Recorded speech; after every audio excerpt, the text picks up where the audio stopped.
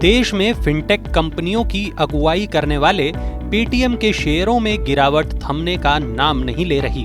13 जनवरी को शेयर ने 1025 रुपए का नया रिकॉर्ड निचला स्तर छुआ, यानी 2150 रुपए के इश्यू प्राइस के मुकाबले शेयर 50% से ज्यादा डिस्काउंट पर कारोबार कर रहा है। इससे छोटे निवेशकों के साथ साथ अलीबाबा, सॉफ्टबैंक और एंट ग्रुप जैसे बड़े निवेशकों को भी भारी नुकसान हुआ है।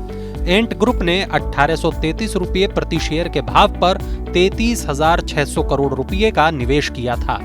दरअसल 18 नवंबर यानी आईपीओ की लिस्टिंग के बाद से कंपनी की दिक्कतें बढ़ती जा रही हैं।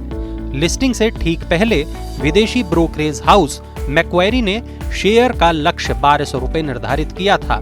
लिस्टिंग के दिन शेयर 27% टूटा। अभी इस बात को 2 महीने भी नहीं हुए थे कि मैक्वेरी ने 10 जनवरी को शेयर का लक्ष्य 25% और घटाकर 900 रुपए कर दिया। इससे शेयर में गिरावट और तीव्र हो गई। अब इसके 1000 रुपए से नीचे जाने की आशंका बढ़ गई है। दरअसल मैक्वेरी ने रेगुलेटरी कारोबार से जुड़ी कई चुनौतियों की तरफ इशारा किया है। इससे अनिश्चितता बढ़ गई है। आरबीआई के डिजिटल पेमेंट्स पर प्रस्तावित नियम वॉलेट शुल्क को सीमित कर सकते हैं। चूंकि पेमेंट्स कारोबार से आय का 70% हिस्सा आता है, तो शुल्क पर सीमा लगने से जुड़ा कोई भी नियम आने पर आय पर असर होगा। हालांकि पेटीएम ने कारोबार की विविधता के लिए म्यूचुअल फंड्स, शेयर ट्रेडिंग में कदम रखने की कोशिश की थी, पर कोई खास सफलता नहीं मिल पाई। हाल में बीमा नियामक इरडा ने जनरल बीमा कंपनी रहेजा क्यूब को 568 करोड़ रुपए में खरीदने की कंपनी की डील पर रोक लगा दी थी। मैक्वेरी का मानना है कि इससे कंपनी को बैंकिंग लाइसेंस मिलने में भी दिक्कतें होंगी। इसके अलावा कंपनी के लोन का औसत टिकट साइज लगातार कम हो रहा है।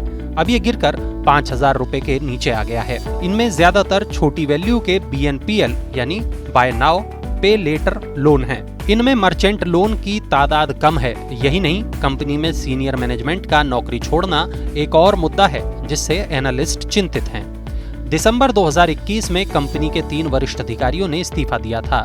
मैक्वेरी के मुताबिक वरिष्ठ अधिकारी पेटीएम से इस्तीफा दे रहे हैं, जो चिंता का विषय है। हमारे विचार से नौकरी छोड़ने की वर्तमान दर जारी रहती है तो ये कारोबार को प्रभावित कर सकती है। घटती आय और बढ़ते खर्च और घाटे के कारण मैक्वेरी ने कंपनी के 2025 के EPS अनुमान में 16 से 27% की कटौती की है। पेटीएम के शेयर को लेकर ब्रोकर्स की राय बटी हुई है। हालांकि खराब रेटिंग या लक्ष्य वाले ब्रोकर्स का पलड़ा भारी नजर आता है। मैक्वेरी के अलावा यस रिसर्च और JM फाइनेंशियल ने 1113 से लेकर 1240 पर बिकवाली की राय दी थी। गोल्डमैन सैक्स का 1630 रुपये का लक्ष्य है और न्यूट्रल रेटिंग है। इसके विपरीत 3 brokers JP Morgan, Morgan Stanley और दौलत कैपिटल का 1850 से 2530 तक के लक्ष्य के साथ तेजी का नजरिया है। शेयर इंडिया के head of research Ravi Singh के मुताबिक छोटी अवधि में शेयर 900 रुपए तक लुढ़क सकता है। नई खरीद से पहले निवेशकों को सतर्क रहना चाहिए। इन तमाम चुनौतियों और दिक्कतों के एकदम विपरीत पेटीएम के चेयरमैन विजय शेखर शर्मा का मानना था कि शेयर की लिस्टिंग ऐसे समय में हुई थी जब ग्लोबल मार्केट्स विभिन्न कारणों से प्रभावित थे और डरे हुए थे।